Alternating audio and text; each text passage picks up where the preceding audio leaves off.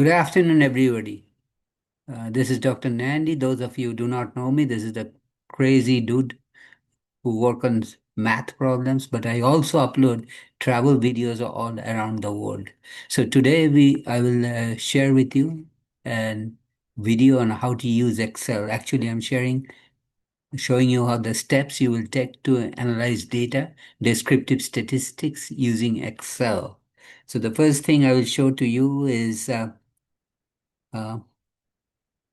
I share my screen with you, the Excel data set. Okay. So this is my Excel data set, and I will highlight the column on which I'm working on. This is this column, which are 10 test scores, and I want to do the descriptive statistics on it.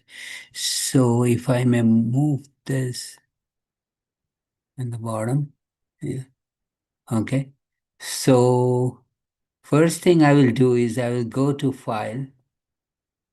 So I click on the file, and then way below is the options on the left of file. And I click on the options. So if I click on the options, this screen opens up. Okay. And my goal is to add in the data analysis tool back. So I click on the add-ins. Okay. Add-ins. Okay. And what am I going to add in? I'm going to add in the data analysis tool pack. Where is that? Let me move this over here. And so I'm going to add in the data analysis tool pack. Okay, that currency solver add in. No, I want to do the data analysis tool pack. So I look at the bottom. Yeah, I know what I have to do. I have to move this. Okay. So Excel add-ins, I click on that. You click on Excel add-ins and go. Okay. Go. So you are going to click on data analysis tool back and say OK. That means the data analysis tool back has been added to your Excel. How do you know that? I'll show it to you in a minute. I will remove this, maybe over here. Okay. So if you now go on data, okay, and you have already highlighted the first column which you want to analyze. So you click on the data. Where is the data? Here is the data. Click on the data and see data analysis tool pack is already on the right, extreme right. Okay. So you click on data analysis and then this thing opens up this window. Data analysis, different tools available under data analysis, and you want to select descriptive statistics because that's what we are going to do initially, descriptive statistics. Okay. And click OK. Okay.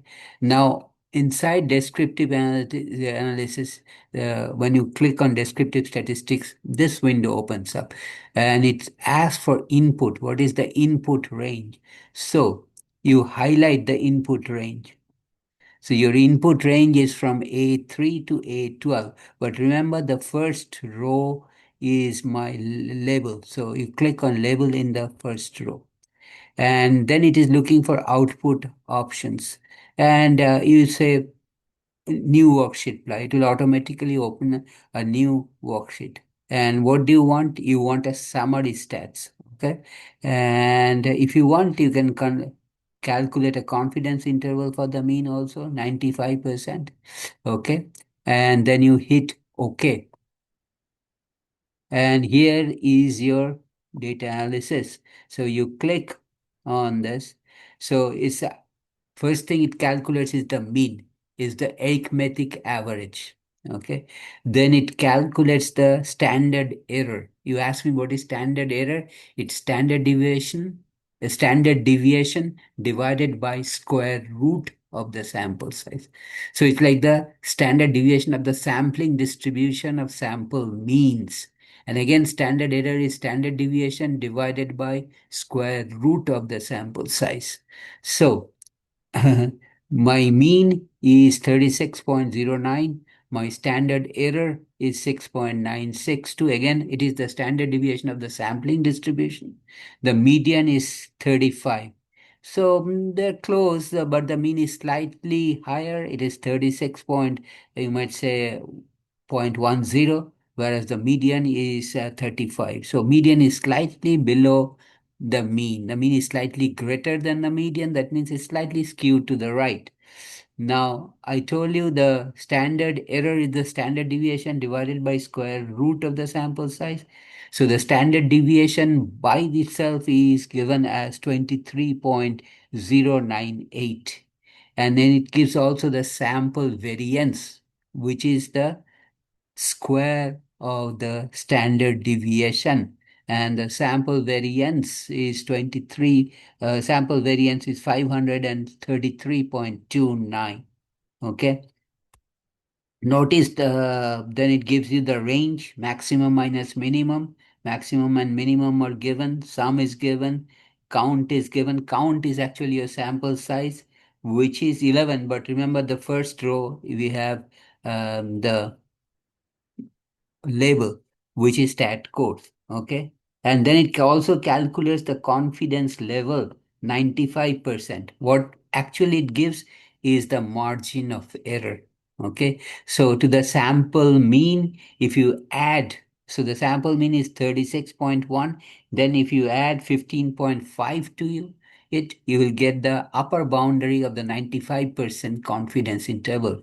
And from the sample mean, if you subtract the standard deviation, so 36.1 minus 15.5 will give you the lower boundary of the 95% confidence interval.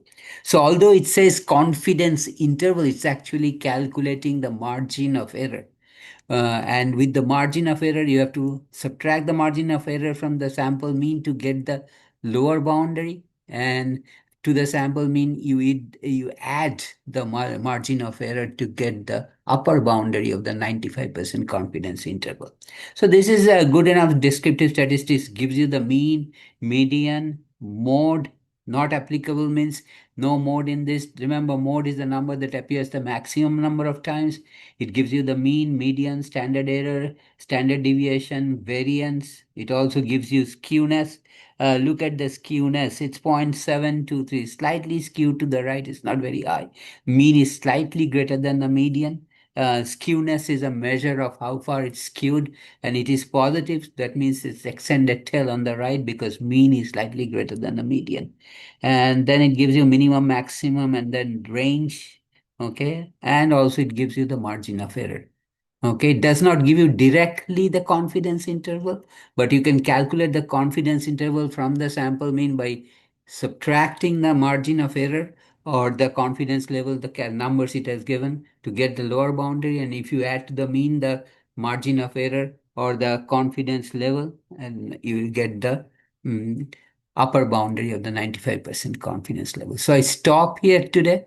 I'm sure you may have some questions. If you have any question, please do not hesitate to contact me by email. I'm sorry, you cannot contact me by email. You can contact me by write in the comments area, and I'll get back to you as soon as possible. If you like this video, please give me thumbs up. That really means a lot to me. Please share this video with your friends, you and your friends. Please subscribe to my channel by hitting the red subscribe button at the bottom right corner and click on the bell button. It will notify you every time I upload a new video. Thanks for watching. And please do not forget to check me out tomorrow. Take care. Have a nice day.